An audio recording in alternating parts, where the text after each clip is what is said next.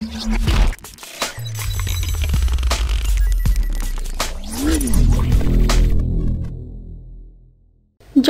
Model ও অভিনেত্রী জয়া আহসান মিষ্টি চেহারা দিয়ে জয় করে নিয়েছেন লাখো ভক্তের হৃদয়।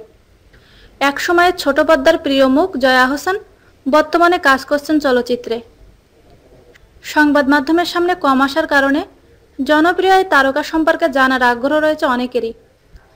আলোচিত মডেল জয়া আহসান ভালোবেসে বিয়ে করেছিলেন আর এক আলোচিত মডেল ফয়সালকে। যদিও মিডিয়া পাড়ায় খবর রটেছিল ফয়সালকে বিয়ের আগেও জয়া আহসান আরও একবার বিয়ে করেছিলেন, তবে সে খবর টেকেনি বেশি দিন। সুখেই কাটছিল আলোচিত জুটি জয়া ফয়সালের প্রেম কাহিনী।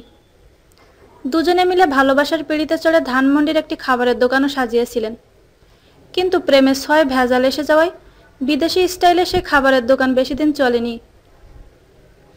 কিছুদিনের মধ্যে সেই দোকানও উধাও হয়ে যায়। জয়ার বিরুদ্ধে অভিযোগ ছিল শুরু থেকে সংসারের প্রতি অনীহা ছিল তার।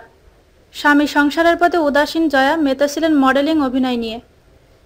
অভিনয়ের সুবাদে অনেকের সাথে তার ঘনিষ্ঠতার খবর তখন মিডিয়ায় গসিপ হিসাবে স্থান পায়। তখন বাতাসে আরও একটি খবর ভাসছিল, একজন আনকরা নাটক নির্মাতার সাথে চুটিয়ে প্রেম করছেন জয়া।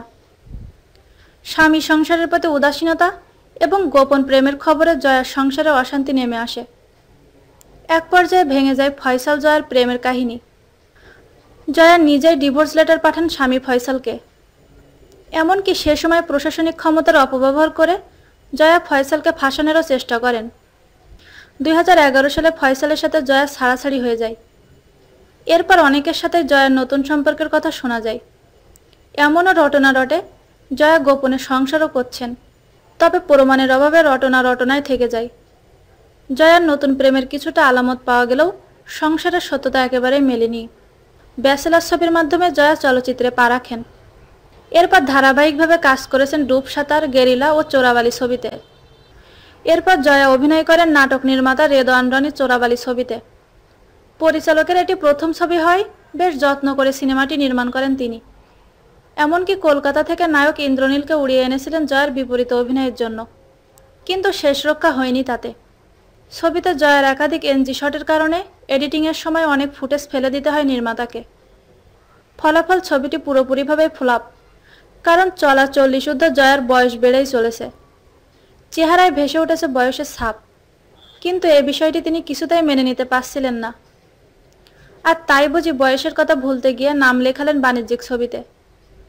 এ সময় তিনি জানান আর নাটক নয়, চলচ্চিত্রে নিয়মিত অভিনয় করবেন তিনি। আর তাই তো সাফিউদ্দিন সাফি পরিচালিত পূর্ণদৈর্ঘ্য প্রেম কাহিনীতে চুক্তিবদ্ধ হন তিনি।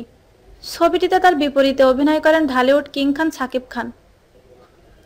আমাদের এই ভিডিওটি যদি আপনাদের ভালো লেগে থাকে তাহলে প্লিজ সাবস্ক্রাইব করুন, লাইক, কমেন্ট এবং শেয়ার করতে ভুলবেন না।